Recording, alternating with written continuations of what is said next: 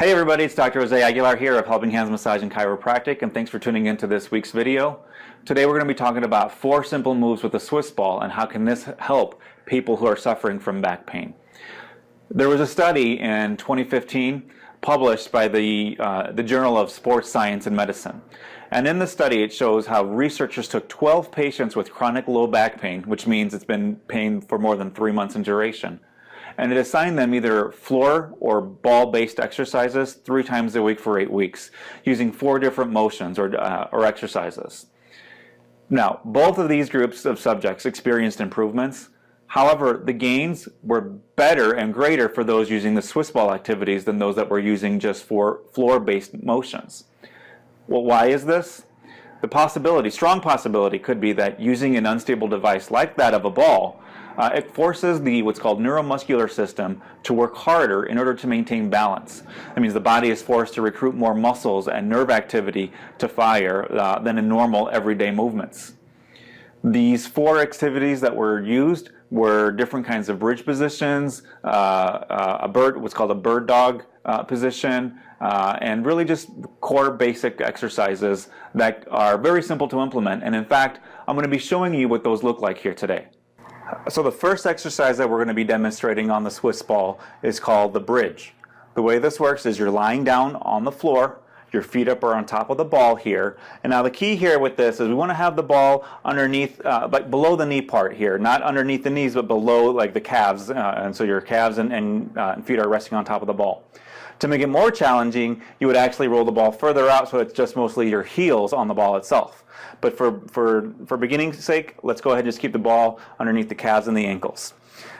From this position, you're going to be raising your lower body, your lower back off of the floor and try to form a straight line from your shoulders up to the ankles. So you're going to go ahead and lift all the way up. You're going to hold this position for 10 seconds. Once you're done holding this position for 10 seconds, you'll go ahead and come back down.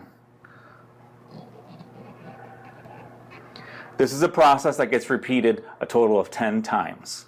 So again, that process is coming up, forming that straight line from shoulders to ankles, holding it for 10 seconds, and then back down.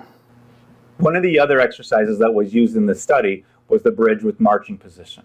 So the way this works is you start off seated on the Swiss ball, and then to get in proper position, you want to have the ball underneath your neck and upper shoulders here, the upper back area altogether.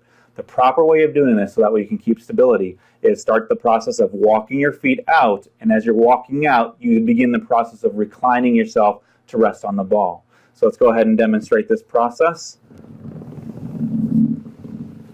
Perfect. Just like this. We want to have the ball so your head can rest on it, so it's supporting your shoulders and your upper back at the same time. The maneuver itself now is the bridge with marching. We want to make sure that your pelvis is parallel to the floor, and you're going to raise one knee up to 90 degrees, so the hips are flexed at 90 degrees. So bring the leg up. We want this to be as close to 90 degrees as possible. You'd hold this position for 10 seconds, and then you would bring that leg down and repeat the process with the other leg coming up, 90 degrees as well.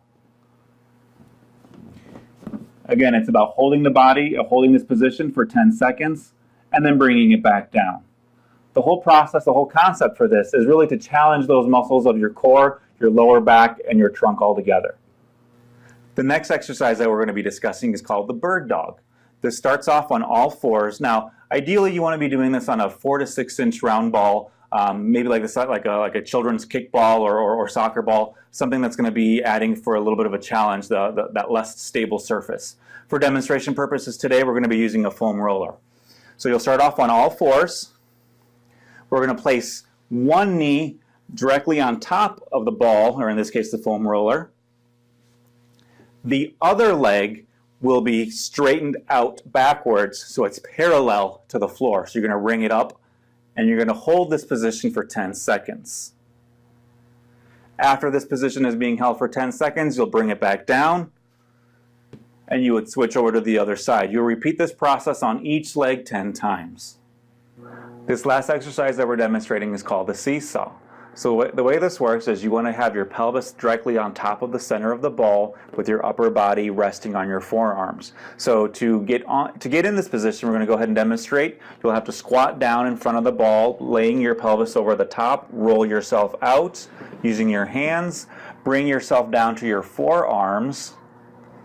And then from here, the exercise itself is creating a straight line again from your ankles to your shoulders. So your legs will be coming up in a scissors kick motion. One leg comes up, then that leg comes down as the other one comes back up again. So you want to do a scissors kick, kicking 10 times for each leg.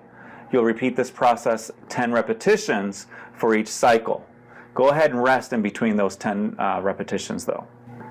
And there you have it. Those are the exercises proven by research to have the most benefit for relieving lower back pain. Thanks for watching, and tune in next time.